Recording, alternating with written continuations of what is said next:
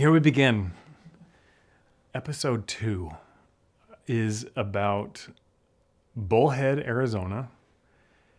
And Bullhead, it sits across the river from, what's the town called? It's in Nevada. Totally just, what's it called? I wrote it down. Can't read it. Oh, you've got to be kidding me. I'm going to have to look up a map. What's it called? This is getting edited out. Just start over. Just start it again. Laughlin. All right. That was embarrassing. Okay. How am I doing? I've got my tag on. I didn't even mention that I'm wearing this tag. This is the tag, my second tag. There was like 4 tags that we had. This is the second tag, the original tag. Like all of these etched letters were just so dirty. You know, I wore it probably for all of the time that I had, but I on the back I kept like my dork dot, a bunch of other stickers. I don't know where that one's at. It's not that one or it's not that one. So hopefully it didn't get lost somewhere.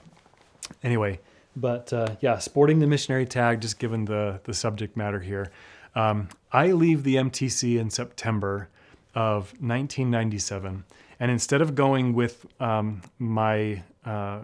with 3 other missionaries that were in my district, I go with a new missionary that I didn't know. He and I were both going to Peru, but we were waiting for visas, and we were both going to be waiting in the Las Vegas, Nevada mission. I don't know that I'd been to Las Vegas before then. In fact, I hadn't. I had been on a plane one time before that. So a lot of new experiences. We hop on a plane. It's so short. Like we get to the highest height and it's like, oh, now we're descending into Las Vegas. So short of a flight. And I remember thinking, okay, like I'm excited to meet my companion, my mission president, all this stuff. And I didn't have a great reception, at least for me. And I wasn't expecting a ton either. I was nervous. I was tired. Obviously, a little disappointed, because we weren't, going to Peru. But I show up at this church. The mission president is there. And his first words to me were, "Elder, in this mission, we don't chew gum." And I was just normally chewing gum, right? And that's what he chose to say to me. And not even like in a chummy way, like, hey, let's find a place for that gum, He was, I felt like he was like this kind of a military guy, So anyway, I don't remember meeting with him. I do have a picture we must have, posed for. But I instantly meet my companion. We have a very, very short meeting. And then my companion says, all right, we are headed to Bullhead, Arizona, which is about 4 hours away. And we're going to need to leave right away so that we get there before like midnight, right? We've got a long drive ahead of us. My first experience, like kind of being with another person, another stranger for, in a small space for that 4 hours. And, I'm talking to my companion and just asking, a bunch of, getting to know you questions and also kind of getting to know the mission and all that kind of stuff. And in my mind, I'm thinking I'll have this visa pretty soon. That's the expectation that's kind of been set by people in the travel department, because I'm very concerned that, I get to my destination. And the more and more I talk about getting to Peru, my companion reminds me from time to time, you could be here for a while, right? We get to the apartment, which we get there at night. I was not experiencing the Arizona heat yet. He told me that it was very hot, but we get there at night, so I'm not feeling it just yet, even though it was pretty warm. And I don't unpack my bags, nothing. He's like, you can unpack your bags, like you might be here for a while. And I'm thinking, no, I'll just, I'll be here just for a short period of time. And anyway, I had that mentality the whole time. Now, fortunately, I was only there for 15 days or so, just over 2 weeks. But the things that I learned and was able to experience was really unique. I didn't go straight to the country and not already have like some missionary experience, stateside mission experience, right? So here I am talking to my companion in English, and from time to time we're talking in Spanish with people. We're eating ethnic food. There's quite a Hispanic population there in Bullhead, Laughlin, which is where we were. Bullhead's on one side of the Colorado River. Laughlin's on the other. Laughlin is a casino town. So we weren't allowed to go down the Las Vegas Strip. That was, strictly forbidden for good reason for missionaries. But there was no rule against going down the Strip in Laughlin. And so I remember being there. It wasn't the first night, but at some point we were driving through the area and he's like, hey, let's go check this out. And I was like, sure. I'm a passenger in the car, right? That happened an awful lot. And, there was nothing wrong with driving down a street, and just seeing bright lights and things like that. But I remember there was a couple of times where I was just thinking, I don't know that we're making the best decision. I don't know that we should be driving to, this area, for example. We received a referral, and I think that we knew that it was probably just outside of our area, but we pursued it anyway. And as we went, I think we discovered that it was out of the mission. And my companion was like, yeah, I think we should turn around. So we're already kind of out in the middle of nowhere. And he pulls to the side, and I don't know what kind of, landscape we were in. It was, desert-ish. But we pull into the sand, and I just remember like the car was stuck in the sand, much like it would be if it was in snow. I'd never seen a car stuck in the sand. It wasn't muddy. It was just like this sand. And I thought, oh, this is really bad news.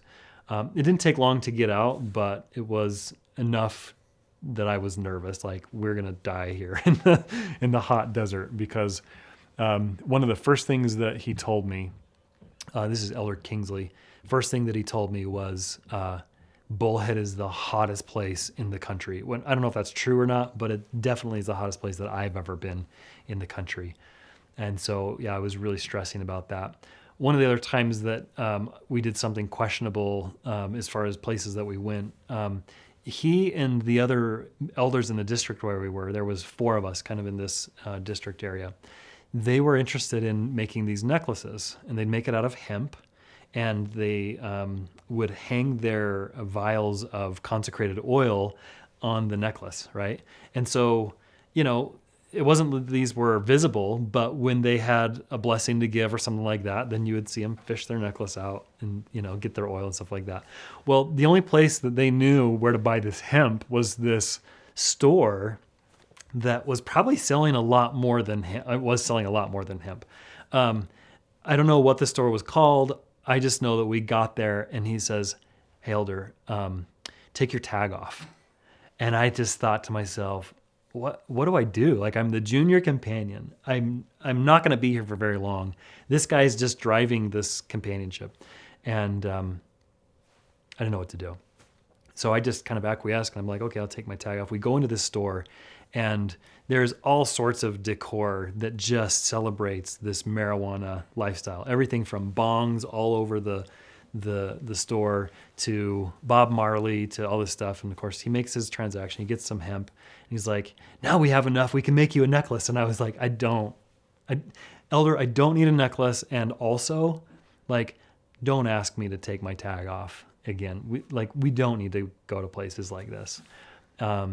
So even though we had that kind of experience, I didn't hold it against him. I felt like he was very knowledgeable. In fact, he had knowledge that I was super curious about. I was talking one time about Valentine's Day came up.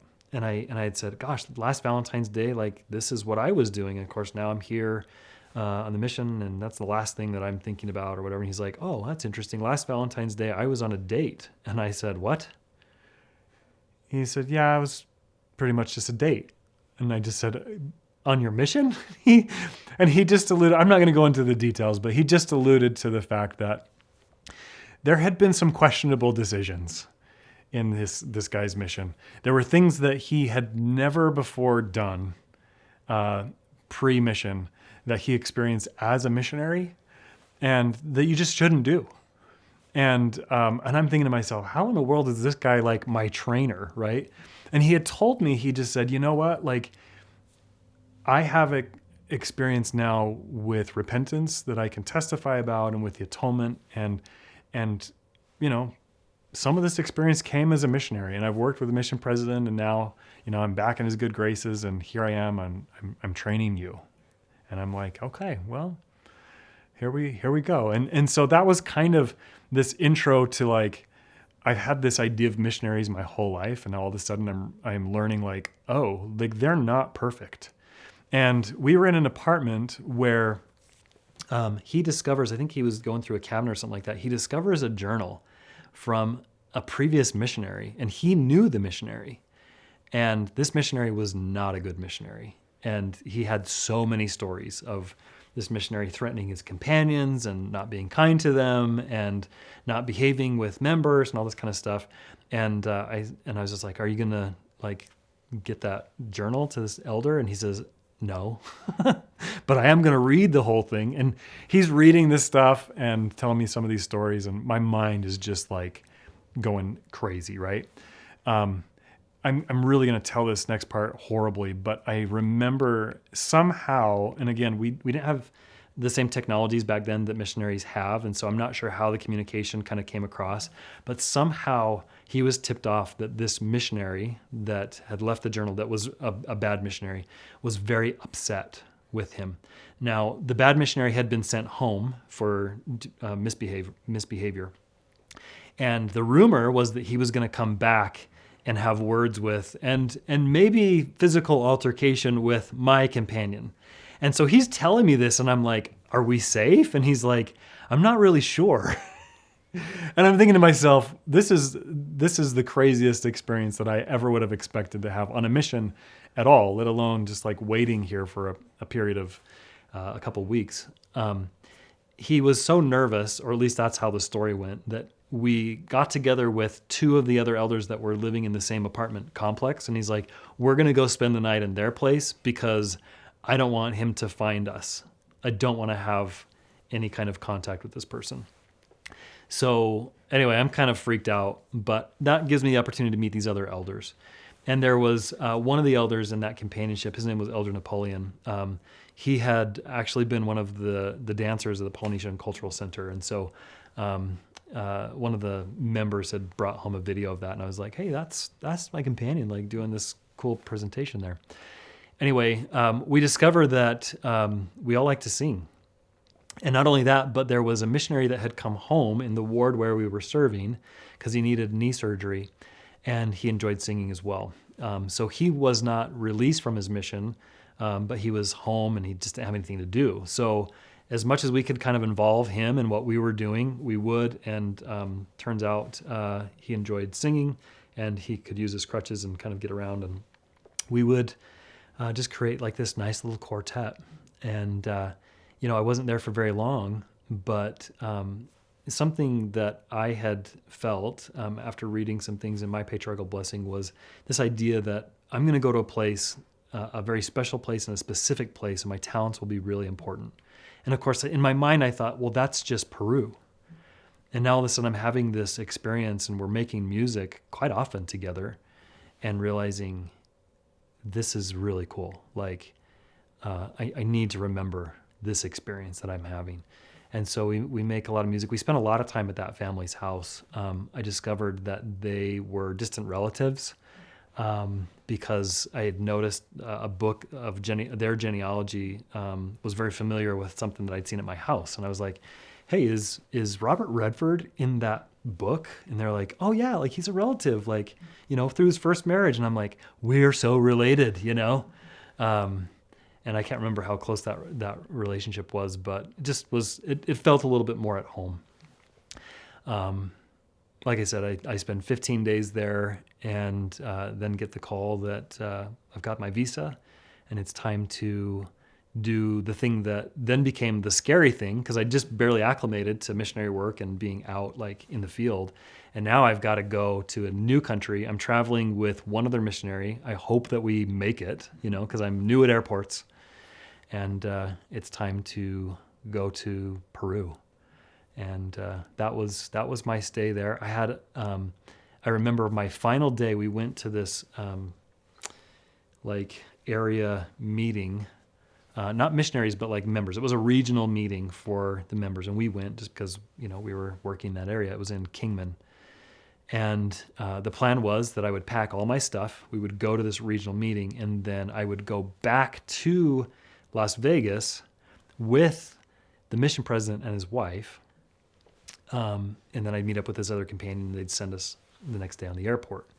And again, I didn't have a great first impression of the mission president, and I didn't have a great ride from Kingman to Las Vegas either. And I'm sure they were lovely people. I'm sure that they were wanting to be nice.